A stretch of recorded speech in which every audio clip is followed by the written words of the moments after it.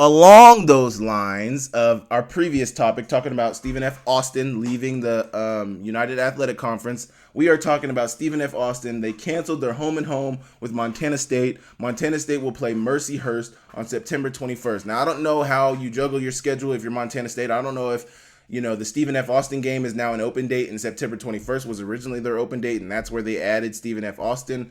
I could look at their schedule real quick, but yeah, I think this is going to be really good for Montana State. I know a lot of people have talked about that Montana State's schedule was already soft, and now it's getting softer with them adding Mercyhurst, who was not an FCS team in 2023. They're moving up to the FCS in 2024. So September 21st is not even on here yet. So that must have been their open date. And then Stephen F. Austin also is not on here. So obviously they added September. I don't know. I don't know how the logistics of them adding Stephen F. Austin. I don't really care about that. The first question I wrote on here was, does this make Montana State's non-conference schedule even easier? And if you look at their non-conference schedule, they got there's 12 games. I don't know if all Big Sky teams, I know Montana and Montana State are playing 12 in 2024, but there's going to be 4 non-conference games this year because you play 7. I'm tripping. You play 8 conference games, and you usually play 3 non-conference when you usually have 11, but this year they're playing 4. And I'm going to name the 3, now 4, because they got Mercyhurst, but you got New Mexico. I think that could be a tough game for Montana State. Say what you want about New Mexico. I think for Montana State, that could be a difficult game for them. You got Utah Tech. I think they should roll Utah Tech. And then you have Maine. Maine was they only won 3 games, if that, in 2023. So I think they should roll them. And then you add Mercyhurst. That's another easy schedule. So I do see what they're saying, with their non-conference schedule. You really have 1 out of the 4 games in your non-conference schedule that could be considered tough games. But then, to me, where I think Montana State's schedule really gets kind of difficult for them is you look at the regular season schedule. So they play Idaho in October. I think that's going to be a tough game. That's on national television. We just talked about that. They play Eastern Washington. They play Sacramento. The last 4 out of 5 games for them, I would say, are tough. I mean, their last 4 games for Montana State are tough games, are actually genuinely tough games. You got Eastern Washington on November 2nd. I think that could be a tough game. I think Eastern Washington will be better this year than they were last year. Obviously, they could put up points in 2023, but their defense did not show up at all, ever. They couldn't tackle very well. I just don't think they were a very good defensive squad in 2023. I think they should improve on that in 2024. Expect them to be a better team in 2024 than they were in 2023. Eastern Washington. Then next week, you have Sacramento State. Always a good squad. They've been one of the better teams in the Big Sky for the last 4, 5, 6 years. They are always going to play teams tough. Sacramento State after Eastern Washington. Let's go back up. You got Idaho, then you got Portland State. So I don't know really what to expect from Portland State. They got some pieces offensively. They got a quarterback, but obviously, just like I said about Eastern Washington, their defense wasn't great. We'll see about them in 2024. So I won't count them as a tough game, but that could end up being a tough game. You got Idaho. Next week, you got Portland State. Then, like I said, you got Eastern Washington. Then you got Sacramento State. Then you have UC Davis, which also could be a tough game. That's on the road. You get Sacramento State at home. You get UC Davis. Then you have Montana. Also, that Eastern Washington game is on the road as well.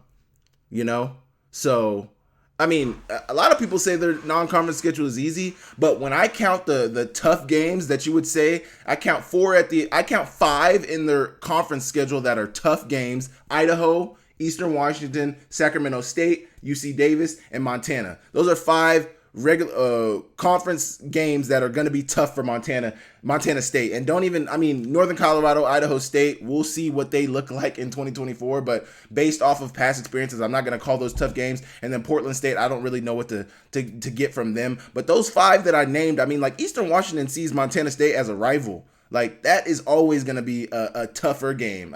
Not always, actually, because they blow them out a lot too.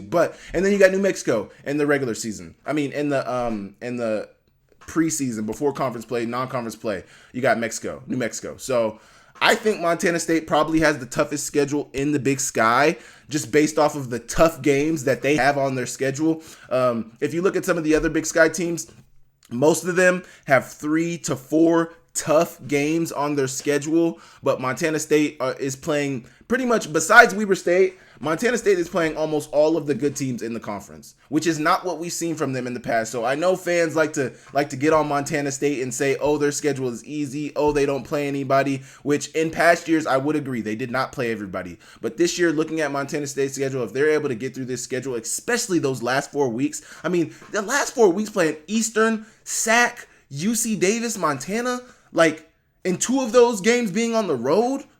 Are you kidding me? Going to the red turf in Eastern Washington, playing at UC Davis in California, that'll probably be pretty good weather. So, I mean, Montana boys going to California, I think most would say they probably play good because they're used to playing in the cold weather. I don't know. Some people might play better in the cold weather. But, like, their schedule does not look easy to me. You can say their non-conference schedule looks easy. I would agree with that. They have 3 out of the 4 games that they're playing in their non-conference schedule are cupcakes. Utah Tech, Maine, and then Mercyhurst. So yeah, sure, they're non-conference schedule, but if you took the schedule in totality, I think it would measure up with a lot of other schedules. I mean, just for example, let's look at Montana's schedule real quick. I think Montana has a pretty favorable schedule too as well this year. You got Missouri State, who's moving up in a couple of years, but still in the FCS right now. I believe they don't move up until next year, 2025. I think that's when Delaware moves up as well. But you got Missouri State. Delaware might have already moved up. I don't know. Missouri State, first game of the season. I think that'll be a pretty manageable game for Montana. We don't know. North Dakota, I think that's a tough game. Let's count that as 1. Morehead State. I don't think Morehead State is a really good team. Do they play in the Missouri Valley? Let me check what conference Morehead State plays in. Morehead State plays in the Pioneer League. So, I mean, conference affiliation doesn't really matter. I don't think Morehead State is a very good team. I got a young bull from Broken Arrow who plays on that team. I hope he has a really good game. Wish you all the best, young bull. Trevin Client, everybody go look out for him. But Morehead State is not a very good team. So North Dakota, we got North Dakota, 1 tough game. Western Carolina, they get their quarterback back. I think that could be a really tough game for Montana. We're counting 2. Eastern Washington, I said they were a tough game for Montana. Got to be a tough game I said they were a tough game for Montana State. Got to be a tough game for Montana. That's 3. Weber State, the next week after Eastern Washington, I don't really know what to expect from Weber State. They weren't very good last year. I'm not going to count them as a tough game right now. That could change. I'm not going to count them right now. Northern Arizona, obviously Montana lost to them last year. Some would say I should probably count them. I'm not going to count them. So we still got 3. Northern Arizona. Northern Colorado, don't even get me started. Cal Poly, don't even get me started. UC Davis, that's 4. Portland State, and then Montana State, that's 5. So Montana, if you look at their schedule, I say, if you could say I'm being a tough judge, but I say Montana has 5 tough games. You look at Idaho, I think they had like 3 or 4. You look at some of the other teams, I think most of the other Big Sky teams are around 3 or 4 tough games. Montana is probably the closest related to Montana State in totality of schedule and toughness. So, you guys know I'm a Grizz first, but I'm trying to be unbiased this season. I would really love to be very unbiased about all of this, and I think Montana State probably has the toughest schedule in the Big Sky in 2024. I really do. I'm excited to see how they're able to get through this schedule. They lost some pieces, but they really retained a lot of good weapons. I think the biggest losses they had was on the offensive line. Besides then, they should have a pretty good outfit in 2024.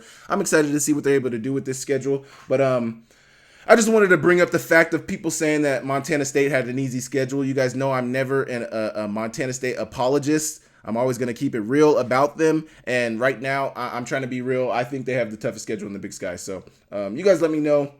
And obviously, my last point, I don't want to look past anyone. These are just my observations. I think Montana State probably has the toughest schedule in the Big Sky. You guys let me know what you guys think about that in the comments, and we will move on.